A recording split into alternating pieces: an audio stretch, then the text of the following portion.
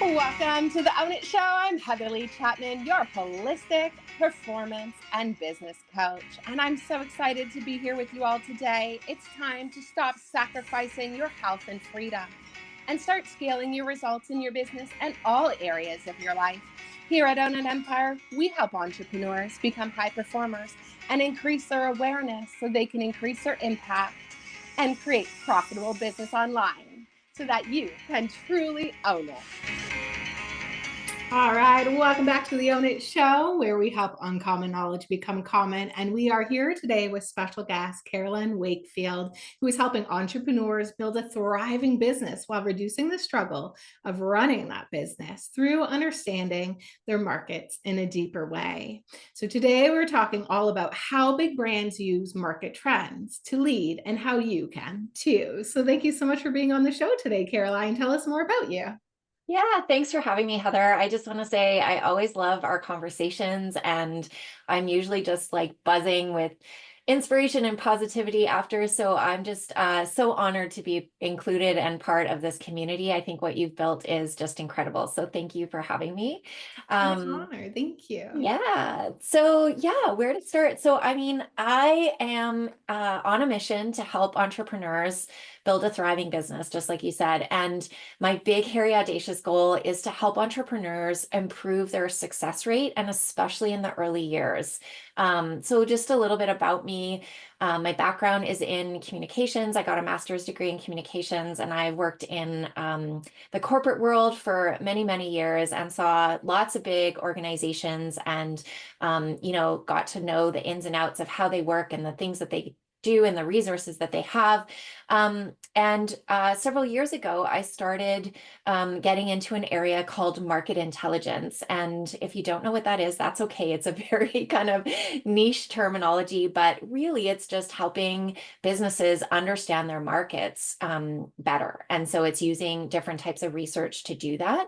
And it helps them to sort of forecast and foresee things in the market so that they can stay ahead. So as you can imagine, the big brands love doing that because they can, either save money or make more money by spending some money on that research. So today, I help small businesses and entrepreneurs find their aha moments and those insights that really make you go, oh, that's what my customer needs, or like, that's how I can stand out in the market. And it gives me chills just thinking about when I can do that for entrepreneurs. So by doing that, I want to improve the success rate because I don't know if you've seen the stats lately, but it's kind of dismal when you look at the number of entrepreneurs. Um, it's like 1/5 of small businesses fail in their first year. And when you increase the years, like it's about 50% of small businesses survive for their first 5 years. And only a third make it to 10 years in business. So when you look at that, it's like, oh my gosh, like that seems like not really great success rates. Like turn it around, and if your doctor said those are what your chances are, I'd be like, oh, is there another option, please? So, and the reason why, like a lot of studies show that like the most common factor or the most common reason is really failure to research the market when they're in business. And so this is something that I want to leverage the expertise I have to help entrepreneurs. So the main way that I do that right now is by working one-on-one with companies. And I also have launched this in 2024, depending when you're looking at this. I launched this year a 7-week program, and that has just been an amazing experience. And it really helps entrepreneurs learn all the tips and tricks that I do and know so that they can apply it to their own businesses. So that's a little bit about me. I love it. And we've actually had the pleasure to have you in as a guest speaker. And you taught us so much we didn't even know we didn't even know. So Thank it you. was of such great value. And so you guys, she has a free gift for you today. You'll definitely, I'm just plugging that right now because you'll want to grab that because that's something she made for our community and it's amazing. As well as all that information and so much more she teaches inside that course. So if this is a new concept that you're hearing about, you definitely want to check that out and connect with Caroline because my I'm going to give the example now, like my favorite is the blackberry, right? Didn't do that market intelligence and didn't have that. And unfortunately isn't with us today. And so we don't want to be, I had a BlackBerry and I did love it. It was the most durable phone I've ever owned. And it didn't survive. So we want to be more like the iPhone and not like the BlackBerry. And you can tell us all the incredible tips and stuff to help us get there. But first, just let's inspire those entrepreneurs in the audience to get on the journey, stay on it, and thrive. So tell us a little bit about your entrepreneur journey. Yeah, so I mean, it started very, very early because I was basically born in an entrepreneurial family. So my parents started a furniture business back in 1979 in Richmond, British Columbia. And that store was like my second home. I spent so much time there because my parents were basically working there all the time. It was really kind of 24/7. And I remember like Christmas Day was so special because my mom would actually stay home and make pancakes and like they worked pretty much every other day. So I grew up watching them just work so hard and create a wonderful life for our family. And so that was kind of the first tasting of entrepreneurship. And I'm sure as anyone who has their own business, you can know and probably understand like I wasn't just the boss's daughter, like I would go and have to dust the shelves as a kid. And my parents' favorite like joke was that I was like a really young kid and I was dusting the shelves and I was like, it's like I'm Cinderella. I'm working so hard. So like I pitched in from a very early, time and it taught me so much. And I'm so grateful for a lot of things, even though some of that was like challenging to see and be around and just knowing how hard my parents worked. But I really got to like live and breathe it from a very early age. And I think what's interesting is just kind of the entrepreneurial journey took a little bit of a different shape. Like then I went to work for large organizations and really see the difference of like literally my mom and pop shop to large organizations that have so many more resources and what they have access to is just incredible. And the sort of sophistication of that I thought was it was like really exciting for me to be around and I like soaked it all in and took up as much as I could from it just to learn from it. But really, I got to a point where, like, I was like, well, why can't smaller businesses have access to certain types of information or tools or resources? Like, there isn't really anything preventing them from it. I just think it's like the theme of your podcast, which is it's just uncommon knowledge.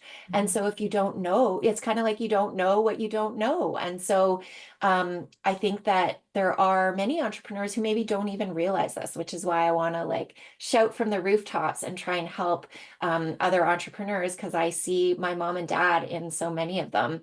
And so, yeah, seeing my parents just really inspired me to dive into entrepreneurship myself. I felt like I'd gotten to a stage with the corporate world where I'd seen enough of like what's going on. And I was like, okay, I want to help these people who are rolling up their sleeves, making a huge impact on our economy, but also struggling sometimes. And it's hard. I get it.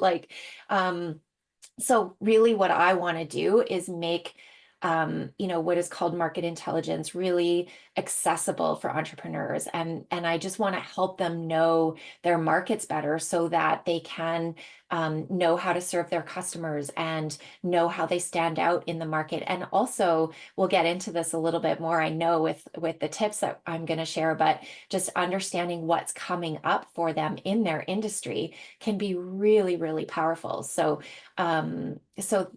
here I am. I'm in this entrepreneurial journey of offering this course and working with businesses to help them understand their markets to ideally, make more money or save a lot of money and keep customers. Retention is always better than acquiring new customers. So all of those tips and tricks kind of in this big messy box that I love to open and like uncover for entrepreneurs.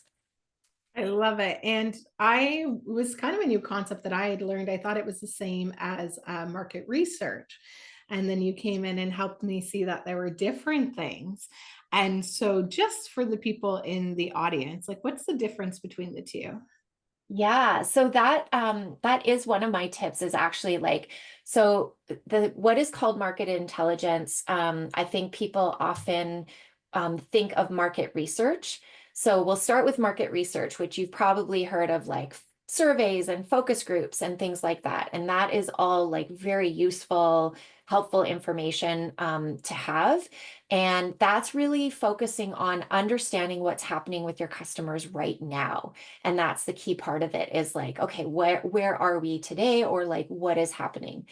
But when we talk about market intelligence is more about like forecasting what are the trends or like what's going to happen. And they can work really well together. It's often a nice complement to have both if you can. Mhm. Sometimes you don't always have the choice, which I get it. But I think that big picture kind of stuff where you're looking at the big picture of the economy or the big picture of your industry is really, really important to see what's coming down the road. And so, yeah, so that's the difference between market intelligence being the forecasting and market research being, okay, what's happening right now? Let's find out. Yeah, and I love the example that you gave us in the group program where you were teaching was the difference between Netflix and Yes. Blockbuster. So tell us, Yes. how did Netflix start? Yeah, so that's one of my tips is really just looking for clues in the market trends of what's happening in the market that can really help you make smarter decisions to save time, money, resources, all of the things that we really want. So market trends are like undercurrents that drive your entire industry forward, and paying attention to those trends can really help you get a leg up or, like I say, save time or save money. And so Netflix is a really great example. It's one of my favorite go-tos. Maybe you're aware of how Netflix started, but it started out as a DVD rental service in like the early 2000s, which is kind of right. Like it's Yeah, kind of mind incredible. blowing. Yeah, it's like DVD. Do people even have that anymore? No. So so it was a very, very different experience. So they were mailing DVDs to your door. And at the time, streaming was just, it wasn't even really on most people's radar. Like people were not really talking about it. But Netflix, they were paying attention and the leadership team was looking at trends. And what they saw was a shift from physical media to digital. And they knew that people would probably eventually grow to a place where they would want like entertainment on demand without waiting for like the mail. And I don't know, for some of you who may be in parts of Canada with the postal strike, that would suck if you couldn't watch your favorite movies. So, And to wait a couple um, weeks to get it. Sounds yeah, so like my grandmother's story, but that was in our lifetime. yeah, totally. So, yeah, so what happened at Netflix was that they took a risk. Now, this is the thing, like, market intelligence, it doesn't mean that it like all the risks are gone. You still sometimes have to take a risk. It's just, it can be a bit more calculated, right? So, like, Mhm. that's why I love working with companies if they have a new idea for a product or a service. There's a risk, like you have to put some investment in, and Netflix did that with investing in their technology. So at a time when streaming wasn't really a thing, they decided, you know what, we're gonna like put some money on this. And it was a risky move, but that's where they saw the market heading. And by the time streaming took off, Netflix was already leading the charge and they became the go-to platform for streaming.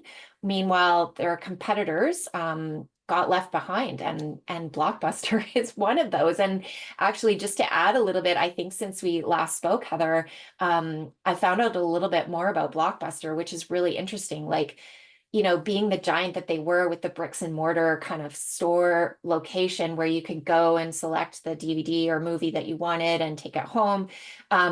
They did start looking a little bit at streaming, but they were a $6 billion company doing just fine, thank you very much, with the rental service. And Mm. so they didn't put their best team on exploring other options. And so what happened was, they kind of made some progress you know, in like researching, okay, what are other options? And then they had some leadership changes where I think the CEO probably, I'm reading between the lines a little bit, but I think decided like, you know what, this isn't worth investing in.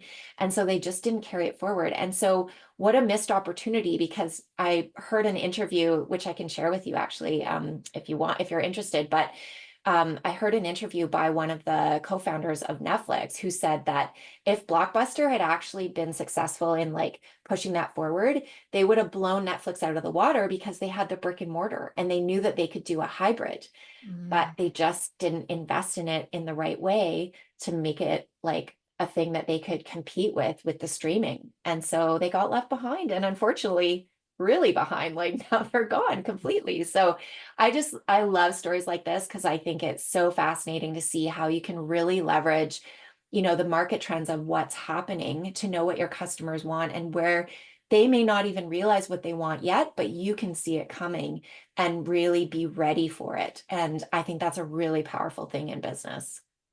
Absolutely. And all through university, streaming was this brand new thing. And I remember my childhood, we walked to Blockbuster. It wasn't too far from here. We would walk and rent movies all the time.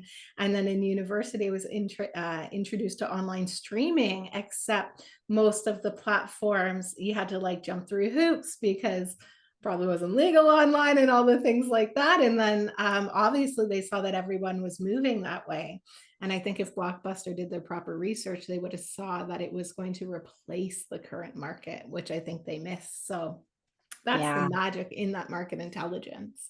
Yes, absolutely. And I'll just share quickly since you teased it earlier, I'll share quickly the BlackBerry story because I think it really speaks to how you know, you can use market research as well as market intelligence and how that can be kind of your secret weapon. And so you know, before the iPhone, Apple, you may remember, was mostly known for computers. Like I remember hearing about the Apple IIc. I think that was the first computer that we had in our house. I was very, very young, but and then years later they became known for the iPods for making music accessible, right? Like That was such a game changer. I would make study notes on a tape, all right, and yeah. record it over on tapes. But then the lectures would be so long that you'd have to have multiple tapes because I used to play it while I was sleeping.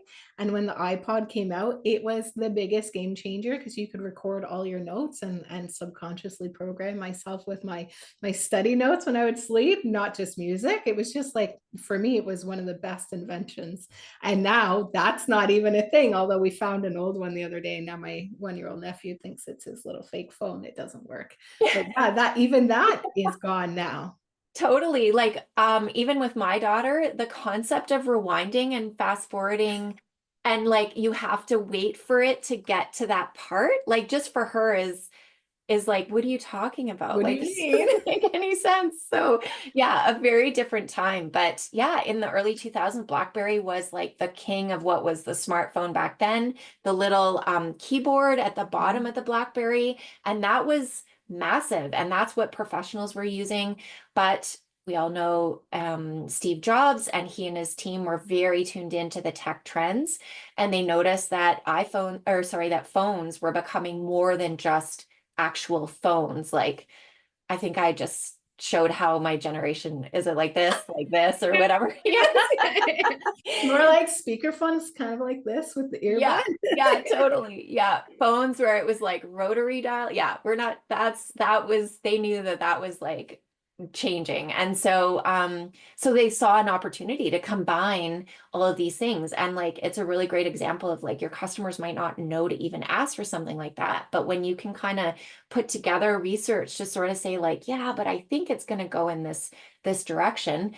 And that's what they did. So I think it was around 2007, Apple took a big leap and they created the iPhone, and they didn't just enter the market, they like transformed it. So it was a whole new playing field where BlackBerry kind of got the boot out the door because they just couldn't compete with that. So they really, you know, Apple didn't just react, but they anticipated. And that's where I think there's a lot of power in that. And this is totally achievable, I think, for for entrepreneurs, it might sound like, oh, but I'm not like Apple or BlackBerry or, Netflix, but this is really, really achievable. And I think that leads into, how can you do it for yourself?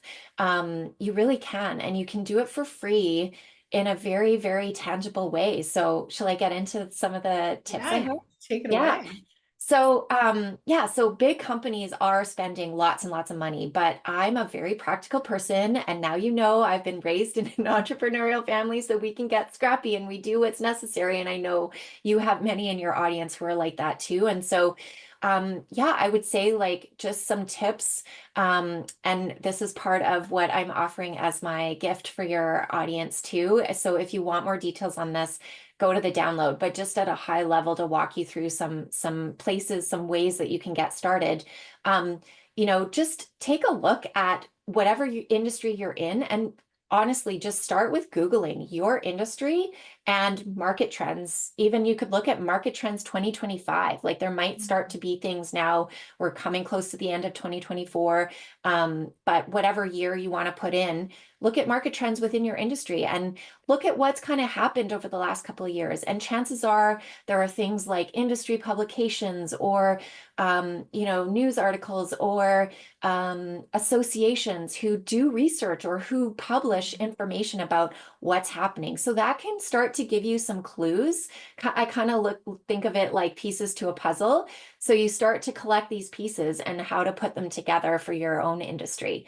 Another really great resource is Google Trends. If you haven't looked at it, take a look, because what it does is it helps you have a window into what people are searching for right now. So you can look at your industry over, like even over a lot of time, like try looking at things that are very trendy. So something like pumpkin spice latte, it's something, whether you love it or hate it, it's something that comes around every season.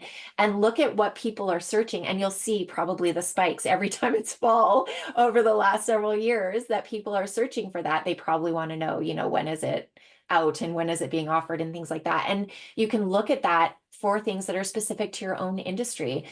So that's really interesting. I know someone that I worked with looked at very specific terms that she was using. So things like Indigenous engagement. And she actually found that people are not searching for that, which is hugely powerful, because if people aren't searching for it, why would you use that term and rely on it, even though that might be what it's called? So little things like that can really give you some great clues in your business of how to kind of maximize your effort. So for her, don't put advertising behind that word, because no one's going to either use it or know what it means. Another tip I have is looking at government reports. Now, I know maybe for those of you listening, it might be like groan, like, do I have to? And I totally get it. Uh, and trust me, I've worked a bit in government, so I get it. I've had to read many, many reports. But I think that there is a wealth of information that's available for free. So whether you're in Canada or the US, there's statistics, there's research that's done, there's industry, reports and things. So there's a lot of free information there that could really help point you in a direction. And then the last kind of tip around like how you can get started is even just something as simple as looking at social media. I think sometimes it can be very easy to think of social media either strictly as like, it's my business tool and this is how I use it. I want to get the word out, or just for fun, right? Like, oh, what's Heather Entertainment. up to? Like, I want to see like what's posted in the community and things like that, which is great. But also don't forget how it can be a tool for you. Look at like if, for example, your community, Heather, was someone's perfect audience. What are people posting? What are they asking about? What questions, what problems are they pointing out? That can give you a lot of insight for free. Mhm. And even if people don't necessarily have their own social media for their business yet, that's okay. Just go look where your audience is hanging out, and you can get a lot of information that way. Such valuable tips. Thank you so much for that.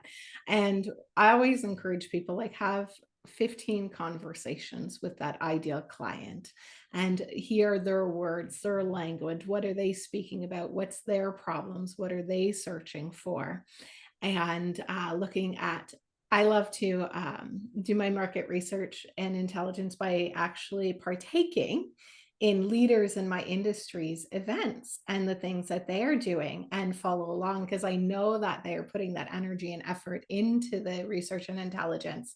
And from my understanding, the online education and coaching industry is going to grow beyond a like multi-billion-dollar industry by 2030. And so I know we're in the right spot, we're in the right industry, and it's just making sure that we do our due diligence so that we make sure that we are still on the forefront of that Google search of what our clients actually need and giving them what they want and need, because we might know they need it and yet they want something else, and what we provide may give that to them, but they might say it in a different way or be looking for something different. And so we want to make sure those match.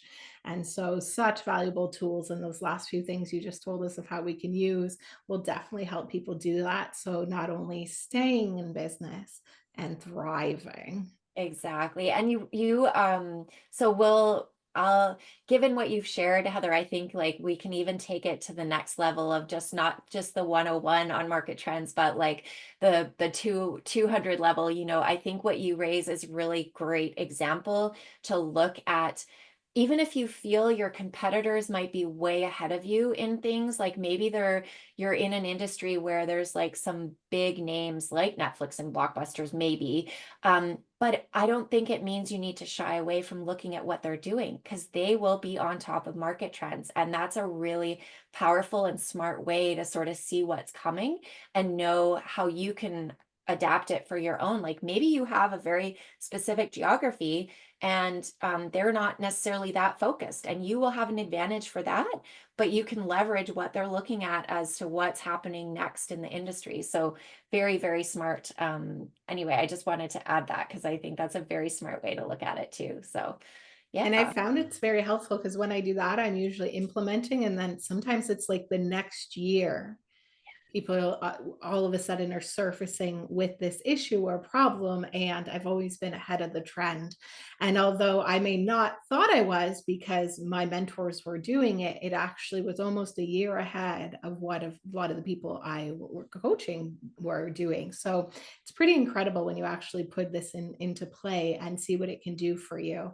And we not only want to help you like thrive in business, we definitely want to make sure you stay in business. So this is so important to help you get there. Yes.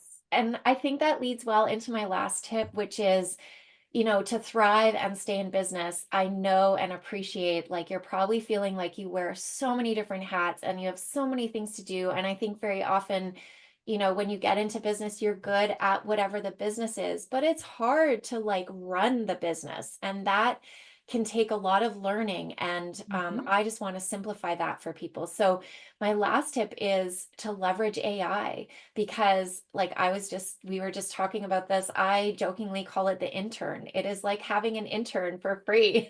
So it's pretty amazing. And there are lots of great tips that I'd love to share with you. So one is using it as a brainstorming tool. If you're stuck and you're like, okay, like maybe I'll look at market trends, or, I'm struggling with this one area, just use it. Ask ChatGPT, for example, describe your customers, what you know of your customers, and say, what is their biggest pain point? And tell me 10 different pain points that my customers might have. And they might not all be right, whatever you get from the intern, the ChatGPT, but it could give you some ideas of things you hadn't thought of. And that can be really powerful just to open your mind and sort of see certain things. So, if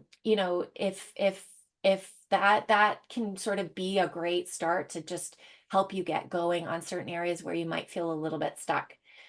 The other area too is, remember before I was talking about those government reports and like, if you groaned, I wouldn't blame you. So this is one way that if you want to make it a little more fun, one of the best AI tools that I have been loving lately is Notebook LM. So it's kind of coordinated and put out by people from Google, and it's really powerful because you can upload the source specifically. And I think you can upload up to, it's either 30 or 50. I have to double check on that. But anyway, quite a few sources. So if you had, 5 different government reports that was all about your customers, or, maybe the future of whatever it may be, that can be a way to ask it certain questions based on those reports. Like you could say, what is the demographic of customers in this report? Or like, what would their challenges be? Or who are the main competitors talked about in this report? And it just gives you the answers in seconds, which is amazing. And if you really want to nerd out, what you can do too is get it to use those sources, and it creates a podcast for you. I don't know if you've seen this, Heather. It is mind blowing. What it does is it takes those sources, you can tell it to focus on a particular topic or area within those sources. And then it has these 2 co-hosts who are AI generated, and they literally just banter like you and I chatting. And it is Wow. unbelievable. Yeah, it's really amazing. Wow. It really is expanding. It is. So it's really powerful. I mean, I'm not suggesting necessarily that someone would want to take that podcast and then post it as if it was their own or anything like that, but I think it's really powerful because let's say you're stuck with this government report and you're like, I just don't understand. And you maybe want a different way to learn it. Maybe you learn better by listening or whatever the case may be. So by hearing it in a conversation style, it really changes the dynamic. And trust me, I've read a lot of very dry government reports, and it makes it into something that is actually engaging to listen to. And so depending on how many sources you have, you could have like a 5-minute podcast, a 10-minute, I've seen like 15, 20-minute podcasts. And you can change the speed, which I love. That's my like little hot tip that I love doing. If I'm like, no, I just want to get to it. So I go at double speed. Anyway, really, really powerful way to like maximize your resources and your time. And all of this is for free. The last tip around AI is just asking it whatever it is that you want to know, asking it to ask you the questions so that it can get the answer that you need. So let's just say you're like, I'm not sure how to market for my business to really improve conversion rate. Ask me 10 questions about my business so that you can tell me what I should do in marketing. And then what it'll do is it'll ask you 10 questions. And what's really powerful about that, some of the questions you might not have answers to, and that's okay. Just tell ChatGPT, you're the boss anyway, so the intern has to listen to you. But what's really powerful is it might get you to think and describe things in a way that you never would have thought would either be connected or you never thought to include. And by answering those questions, it can be like not only helpful for you, but then it feeds the ChatGPT to give you a better answer. And I think that is one way that, when you're leveraging like understanding your market, it can be really powerful because you don't know what you don't know. And so asking it basically, tell me the questions because I don't know. I don't know what to I tell don't you. know what to ask. Yeah. Yeah, exactly. So anyway, those are some of my tips. And as you know, I've created for your community a free guide that is understanding your market. So it's an essential guide to market trends. And it really walks you through all the things that we've talked about, some of them in a little bit greater detail, the difference between market intelligence and market research, and kind of walking you through how you can do it for yourself if you want to get started. So yeah, I'm very excited to have that available for everyone who might find it useful. Amazing. Well, thank you so much for that incredible gift. And I just wanted to like plug one more time into Apple of how it's must really invest in that market intelligence and research, because the ads that I've been seeing for what the new Apple operating systems do with the AI tools are incredible. And going to university must be a totally different experience now with access to these. Yeah. And I'm amazed. And that's the magic of the market intelligence and staying ahead of the trends. And I think Apple is one of the best companies that really is always on that. So again, let's all be a little bit more like Apple and a little less Yeah, they've got it. BlackBerry. They've got it really honed in, and I think there are lots of great examples of companies out there who are doing it, and there are some companies who are very successful as well who they really invest in it and maybe not as well heard of. But I think, really what I want to leave everyone with is just this is something that, yes, the big companies are doing, but you can too. And if you're feeling like you just want like a little bit more hand holding along the way, I will be launching my course again in 2025. So by all means, feel free to get in touch with me if that interests you. You can get on the wait list so you're the first to hear about when I launch it again. And that's just a 7-week course. We meet every week, and we go through different aspects of understanding your market. And I walk you through all of it. I help show you how to do it. And I can't say enough good things about like just the experience of doing it this year. What people have they've been able to like refine their offers by understanding their market trends. They understand their potential customers better, so they know how to like talk to them and market to them. Like it's just been so, I just get so energized when people like it really kind of clicks for people with their business, so they know like really with great clarity like what to do next and how to do it. So that's what I'm inspired to do, and if I can help anyone in this community in any way, I'm more than happy to. So I'd love to hear from you. So feel free to reach out, ask me any questions, or if you're interested in the next course, I'd be happy to tell you more about it. I love that. And clarity breeds quantum leaps. And Caroline is going to help you increase that clarity and hopefully increase your quantum leaps. So go ahead and grab that link now and make sure you connect with her. Thank you so much for all the incredible resources, your tips, your knowledge, your wisdom, and your time. Thank you, thank you, thank you. Thanks for having me, Heather. As I said, I'm so supportive of this community you've built and more than happy to spend time here and quite honored to do so. So thank you for having me. Oh, it's our pleasure, and such a great gift, guys. Everyone's going to click on that now because it's a no-brainer. We're all going to own that. And thank you again for creating that gift for our community. We really appreciate it. Yay. Happy to. Amazing. And remember, everybody, stay happy, healthy, wealthy, expect magic and miracles. And what is the best that can happen? We'll see you on the next episode. Thank you. Thank you so much for tuning into the Own It Show today. Make sure to leave a review and subscribe. We want to thank you for your time and energy and extend the invite for you to join us in the Own It community on Facebook, an incubator for conscious entrepreneurs so that they can step into their greatness. We have tons of free trainings and resources for you, as well as a great opportunity to network with people leaving a positive impact on this world. Make sure to come back for next week's show. Have an incredible day. Remember, expect magic and miracles. Stay happy, healthy, and wealthy.